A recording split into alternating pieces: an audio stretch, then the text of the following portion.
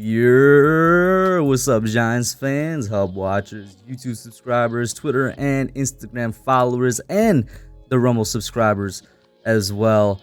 What's up, Giants fans? How y'all doing? For the first time in a very long time, it's Victory Monday. And for the first time in about 6 years, it's Victory Monday after a Week 1 victory. I'm sure, just like me, a lot of y'all still can't believe that we actually came out with that win yesterday. Incredible, like just absolutely incredible. Do not take it for granted. Don't let anybody talk down how you're feeling right now, Giants fans. The New York Football Giants, a team that was 4-13 last year, and for the past 5 years have been damn near the worst team in football, just walked in on the road to the Tennessee Titans home, the number 1 seed of the AFC from last year, and beat them. Stood toe-to-toe with them, looked them in the eye, didn't flinch, and beat them. Don't let anybody tell you, oh, it was luck. Randy Bullock missed. We've been on that side of a game like that countless times. We have played that exact game so many times and came out with the bad luck. How many times has a game ended with a field goal, Giants fans? So much over the past 5 years. Winners win, losers lose. That's what it comes down to at the end of the day. And we always lost those, but we won it yesterday. So don't let anybody talk you down. We created our own luck by going for that 2-point conversion, putting pressure on Randy Bullock, and then icing him and putting even more pressure on him. Created our own luck. Don't let anybody talk you down. The Giants played one heck of a game, and they came out with the W. There's a lot of praises to go around. You can check out my initial reaction video right here. A lot of praises to go around. Of course, Saquon Barkley basically put us on his back. Don Wink Martindale deserves a lot of credit with a defense that was stripped down and injured. None of our starting edge rushers, really below average middle linebacking core, and a suspect secondary. Guess what? Guys stepped up. Jihad Ward and O'Shane Ximines were setting the edge. We held Derrick Henry to 82 yards. Dontrell Hilliard was the guy we said come and beat us, and he got a couple touchdowns on us, but he certainly did not beat us. And now we're sitting here after 1-0. We're looking at Carolina next week. We're looking at Dallas the week after. We're looking at Chicago the week after that. I'm not going to say anything into stone because I don't want to jinx it. I've faced way too much of the jinxing and all the football superstitions over the past 5 years. However, for the first time in a long time, you're looking at legitimately a road to 4-0. You're looking at Carolina. In fact, each of the 3 teams we're facing coming up in these next 3 weeks, none of them were as good as Tennessee was last year. And on paper, none of them stack up the way Tennessee does. Now, of course, any given Sunday, as proven by yesterday's Sunday, you know, the lower team can win. And we've seen the Giants play down the competition before. However, we're facing easier matchups. Carolina didn't look too good against the Browns yesterday. Baker Mayfield, you know, he didn't look too different from his days on the Browns. The Browns shut down CMC. Their running game in general didn't look any type of spectacular. And as has been the way with winning against Carolina for the past couple of years, you shut down CMC, you're going to have a good shot at winning. Giants need to shut down CMC. There's not going to be any type of preview video for that. With Dallas, Week 3, obviously I'm not going to do any type of preview for that, but they lost Dak Prescott, in case you didn't hear. He needs to have surgery on his hand. He's out for 6 to 8 weeks. Dak, even when Dak was there, they got destroyed by the Tampa Bay Buccaneers last night. That offensive line looks like it's taken major steps backwards as they have been taking for the past couple of years. It looks terrible. They were really bad in pass protection, below average in run blocking. The offense overall takes a major step back. Their only receiving weapon, honestly, is CeeDee Lamb, and he was completely quiet last night. Dalton Schultz, their tight end, is the other one, but they're sorely missing Amari Cooper.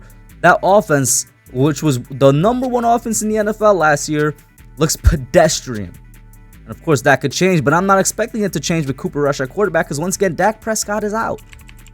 So that looks like a completely winnable game. And of course, then there's Chicago. They also got a Week 1 win, a surprising win as the Giants did. But Chicago is still on paper one of the weaker teams in the NFL. We have 3 more winnable games, and that's why 4-0 is a legit possibility. But first, we got to talk about what the Giants need to fix in order to capitalize on that 4-0 start. Of course, like I said, credit to go everywhere. Biggest credit goes to Saquon and the coaches. I talked about Wink, but shout out to Brian Daboll. He was stuck to his word, was aggressive. The player said he was going to be aggressive. If you didn't catch the post-game press conference, it was amazing. Saquon said he was aggressive. Saquon said as soon as that he knew Daboll held up the sign to go for 2, he knew what play they were going to run. And Daboll in his first week as head coach and Joe Schoen in his first week in the regular season as general manager did something that was never accomplished under Dave Gettleman in the previous regimes. Under Dave Gettleman for the past 4 years, the Giants never had a winning record. Under Joe Schoen, in just 1 week, we have a winning record. That's crazy to think about. Absolutely crazy to think about. Big shout out to Mike Kafka. Kafka realized he had to stick to the run and give the ball to Barkley, and that's what he did in the second half. Shout out to all the position coaches. Brian Cogsman has been getting a lot of praise. He's our inside linebackers coach, as he should get a lot of praise. We don't have the greatest inside linebackers, but they did the job. Now, what has to fix? Pass protection. While the offensive line was superb, in my opinion, in run blocking the second half of the game, as a lot of stuff picked up in the second half, the pass protection overall was just really bad for the entirety of the game. Now, props does go out to Andrew Thomas and Evan Neal, our 2 bookend tackles, doing what bookend tackles do. Josh Ezeudu looked kind of 50-50, but once again, towards the end of the game, in the second half, Josh Ezeudu looked like who I thought he's going to be, and that is the left guard of the future.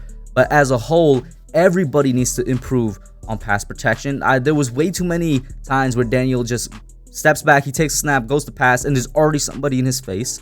We got killed on the inside. Jeffrey Simmons was looking like Aaron Donald out there, and Jeffrey Simmons in his own right is a great interior defensive lineman, but he shouldn't have been pressuring us the way we were pressured. A total of 5 or 6 sacks, I believe. If you're going to do that week in, week out, you're not going to win. Once again, if we want to capitalize and make something of this potential 4-0 start, these are the mistakes that got to be fixed. Daniel Jones, as usual, like I said, there's things that are on him. There's things that are not on him when it comes to the mistakes in his game. Things that are not on him, the offensive line. You want your quarterback to have a good game? How about you make sure he's not under duress 100% of the time? On the flip side of that, Daniel, stop staring down your receiver. That interception that was horrible was meant to go. That pass was meant to go to Sterling Shepard because the middle was going to be cleared out. Shepard was going to be open in the middle for the touchdown. However, from the moment he took the snap to the moment he released the ball, he stared down Saquon Barkley. We know this has been a problem for Daniel since his rookie year. It's year 4. You can't be making these mistakes. Same thing with pocket presence and pocket awareness. You got to know when your pocket is breaking down. You're in a bad situation of not having good protection when it comes to pass blocking, but yet, it's the quarterback's job to try and outmaneuver that, or at least to try and make some time and not get the fumble that we had happen. And we saw him learn from that immediately the next play. No, not the next play. The next time he got hit while throwing. There was a lot of Giants fans that are, coming in defense of Daniel Jones, and I get it.